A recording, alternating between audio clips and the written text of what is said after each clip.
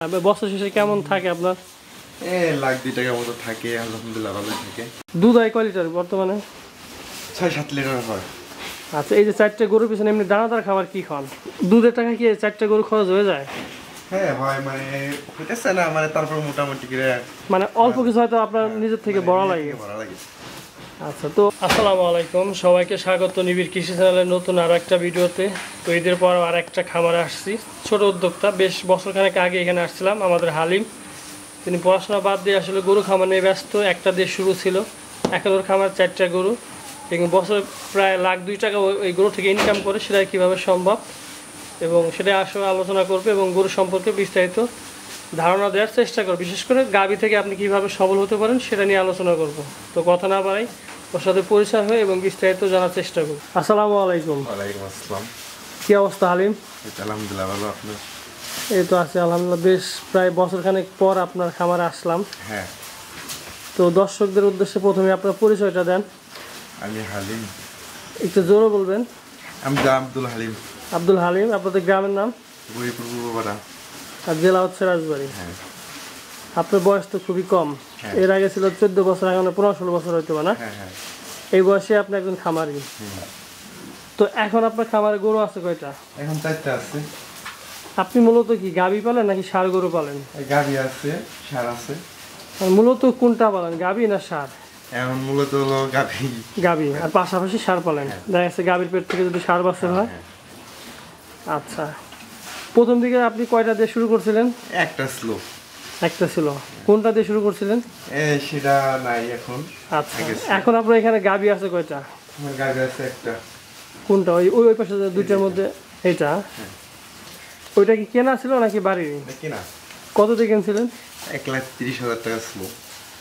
বাছুর সহ কিনছিলেন নাকি? বাছুর ছাড়া। বাছুর সহ? বাছুর ছাড়া। বাছুর ছাড়া। আচ্ছা, তখন কি দুধ হইতো? হ্যাঁ, তখন হয়তো, মানে কেনার পর দুধ হতো। কয় লিটার করে হইতো? 5-6-7 লিটার করে হতো। আচ্ছা, আনার পরে কি বাচ্চা দিছে? হ্যাঁ, আনার পরে একটা। ওই পাশে সাদা আরেকটা? ওইটা কি বুক না? না, ওইটা ষাঁড়। ওই ষাঁড়? হ্যাঁ। আচ্ছা, তো ওটা কি বিক্রির চিন্তা ভাবনা কি কুরবানিতে নাকি এর আগেই? কুরবানিতে। আচ্ছা, ভালো মতো খাওয়াইতে হবে। হ্যাঁ। আচ্ছা, আর যে পাশে আপনার পিছনে যে দুইটা দেখতে পাচ্ছি, এগুলো কি গরু, ষাঁড় না বুক? ষাঁড় ষাঁড়। আচ্ছা, এই দুটাও কি বাড়ির নাকি কেনা আছে? একটা এটা বাড়ির, ওইটা কিনা। ওইটা কিনছেন কবে? ওইটা কিনছি হয়তো 10-15 দিন হয়েছে। কুরবানি পরে না আগে? কুরবানি পরে। কত দিয়ে কিনছেন ওইটা? 65,000 টাকা। আচ্ছা, মূলত ষাঁড় গরু গাভী পালেন, পাশাপাশি ষাঁড়ও রাখতেছেন। সমস্যা হয় না? না, কোনো সমস্যা নাই। আচ্ছা, তো এই যে 4টা গরুর পিছনে ঘাস লাগাইছেন কতটুকু? এই ঘাস পাহিদের মতো আছে। পাহি 2? হ্যাঁ। মানে 2 বিঘা? হ্যাঁ। ঘাসে কি শর্ট পড়ে নাকি? ঘাস এই সিজনে শর্ট পড়ে না, মানে শীতের সিজনে তখন শর্ট পড়ে। আচ্ছা, তো এই যে গাভী গরুর ক্ষেত্রে কাঁচা ঘাস কতটা গুরুত্বপূর্ণ? অনেক। কাঁচা ঘাস না থাকলে তো গরু পালা সম্ভব না। আচ্ছা, 4টার জন্য আপনার 2 বিঘা অর্থাৎ 60% ঘাস লাগাইছেন। নর্মালি কি আপনার একটা গরু বা 2টা গরুর জন্য তাহলে কতটুকু ঘাস প্রয়োজন ষাঁড় মানে গাভী গরু পাললে? এই 2টা পারলে হয়তো এক পাই লাগালে শুধু ভালো হয়, মানে শর্ট না পড়ে একদম থাকতে পারে গরুটা। এর পাশাপাশি কি আপনি খেয়ার বা খড় খাওয়ান? হ্যাঁ, না আমি খড় এখন নাই, ওটা কি কেনা লাগে নাকি আপনার বাড়ির থেকে উৎপাদিত? বাড়ির হয়, কিনা লাগে কিছুটা। এখন তো ঘাসের উৎপাদন পর্যাপ্ত আছে। হ্যাঁ, এখন যে আমরা দেখতে পাচ্ছি ঘাসই খাওয়াচ্ছেন। শুধু কাঁচা ঘাস।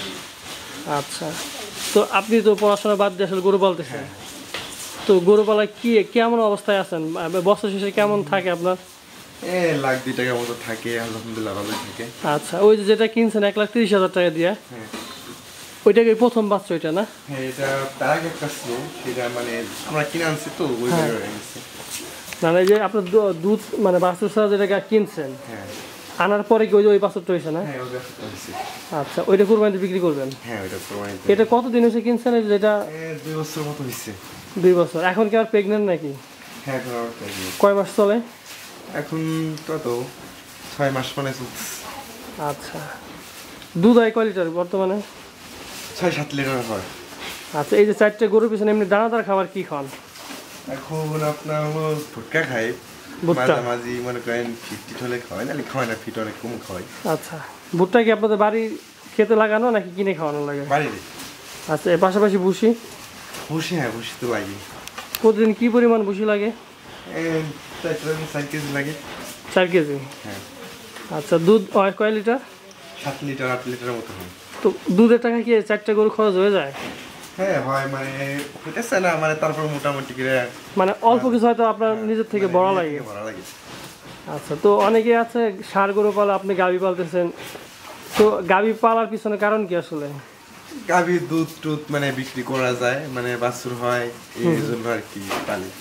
আবার দেখা যাচ্ছে দুধের টাকা আপনার গরু হ্যাঁ খরচ হয়ে যাচ্ছে, হ্যাঁ বছর শেষে কি একটা বাছুর পাইতেছে, যেটা বললেন যে বছর শেষে দেখা যাচ্ছে লাখ 2 টাকা আসে আপনার। হ্যাঁ হ্যাঁ।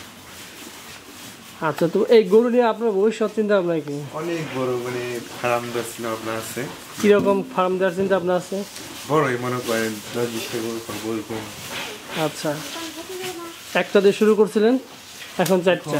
হ্যাঁ, এখন 4টা। ইনশাল্লাহ 5 বছর বা 10 বছর পরে আপনার যে 20টা বা 10টা স্বপ্ন, হ্যাঁ সেটা আমরা দেখতে চাই, আসবো ইনশাল্লাহ।